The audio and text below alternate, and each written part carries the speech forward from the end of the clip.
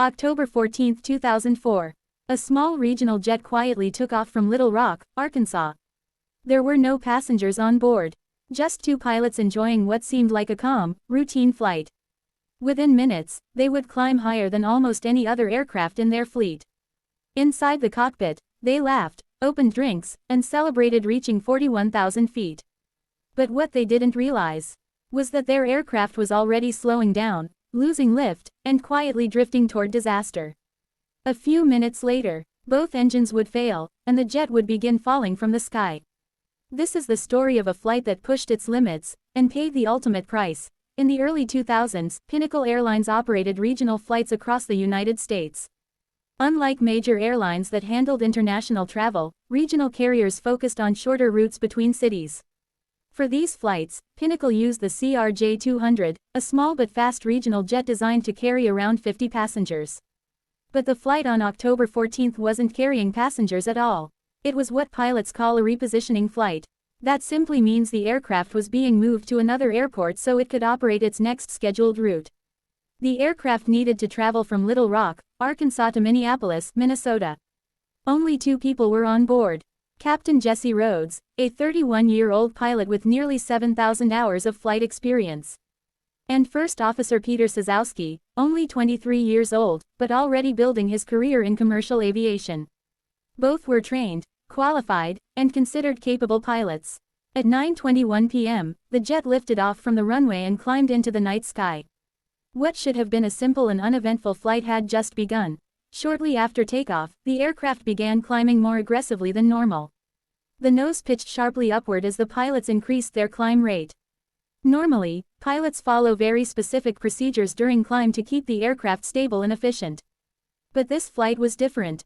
With no passengers on board, and no pressure from schedules, the pilots appeared to treat the flight a little more casually.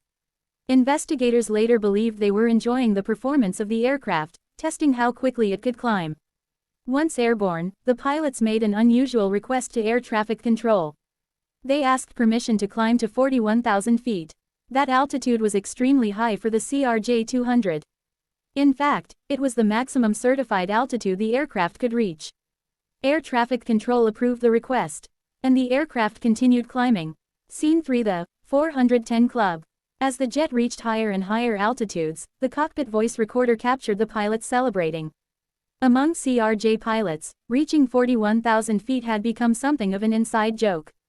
Some referred to it as joining the 410 Club, a playful nickname for pilots who had managed to fly the aircraft to its absolute ceiling. When the aircraft finally reached that altitude, the pilots congratulated each other. They laughed. They admired the incredible view outside the cockpit windows.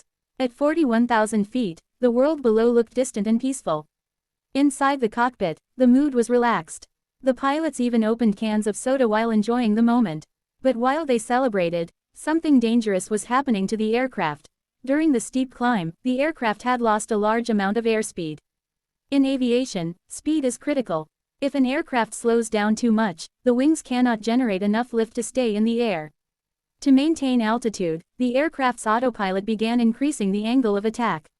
In simple terms, the aircraft's nose slowly pitched upward to keep the wings producing lift. But this created another problem. The higher the nose pitched upward, the more drag the aircraft produced. And the more drag there was, the slower the aircraft became. The engines were already operating at maximum power. But even that wasn't enough to recover the lost speed. The aircraft was now flying slower and slower, while the nose continued rising higher. It was quietly approaching a stall. And inside the cockpit, the pilots didn't seem to realize it yet. Suddenly, the aircraft's safety systems activated. The stick shaker began vibrating violently. This warning exists for one reason. It tells pilots that the aircraft is about to stall. Moments later, another system activated. The stick pusher. This system automatically forces the nose of the aircraft downward to prevent a stall. But instead of allowing the aircraft to recover, the pilots overrode both warnings. The nose continued pointing higher. The speed continued falling, and then, the aircraft stalled. Suddenly, the aircraft's safety systems activated. The stick shaker began vibrating violently. This warning exists for one reason. It tells pilots that the aircraft is about to stall. Moments later, another system activated. The stick pusher. This system automatically forces the nose of the aircraft downward to prevent a stall. But instead of allowing the aircraft to recover, the pilots overrode both warnings. The nose continued pointing higher. The speed continued falling, and then, the aircraft stalled. The aircraft suddenly rolled upward into a dramatic pitch. The nose pointed almost straight toward the sky. Airflow into the engines stopped. Within seconds, both engines shut down. The aircraft had lost all power. For a moment, the jet was no longer flying. It was simply falling. The captain struggled with the controls and finally managed to push the nose down enough to recover from the stall.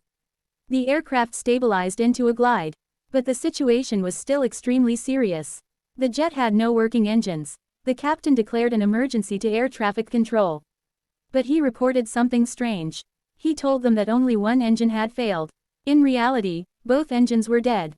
If the pilots had immediately explained the full situation, controllers might have guided them toward a closer airport. Instead, valuable time and altitude were lost.